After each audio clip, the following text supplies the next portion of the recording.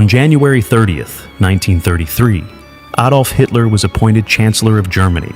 Under his leadership, the Nazi regime initiated a systematic plan to persecute and eliminate those it considered inferior, particularly Jews. Less than 2 months later, the first concentration camp, Dachau, was established.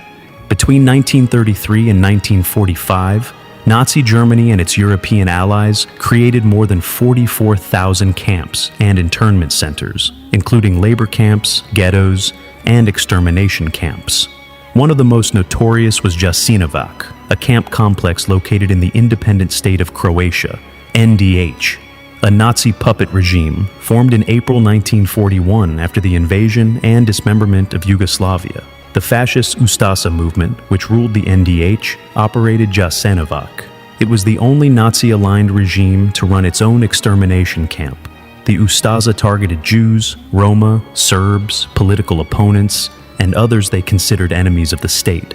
Jasenovac became infamous for horrific cruelty and mass killings.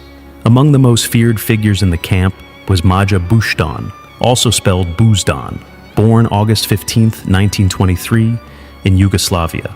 After losing her mother to tuberculosis, Maja grew up in poverty and joined the Ustasa in 1942. She was assigned to Stara Gradiška, part of the Jasenovac complex, which had been converted into a concentration camp for women and children. Buždon quickly rose through the ranks due to her brutality and became the commander of the women's section, an unusual role for a woman in such a setting. Former prisoners described her as cruel, violent, and devoid of empathy. She beat, tortured, and starved prisoners, often using clubs, dogs, and solitary confinement. She murdered children by smashing them against walls and once forced a grieving mother to stay locked in a room with her daughter's corpse for days. She participated in mass executions and reportedly competed with other guards to see who could kill the most prisoners. These contests were often fueled by alcohol. On Christmas 1942, Buždon killed 7 young women, further cementing her reputation as one of the most ruthless figures in the camp. After the war, Maja hid with her husband, fellow Ustasa guard Mirko Sliskovic Slomiks. They were recognized, arrested, and confessed without remorse. On May 26, 1945, both were convicted of war crimes in Zagreb and executed by firing squad on May 28th.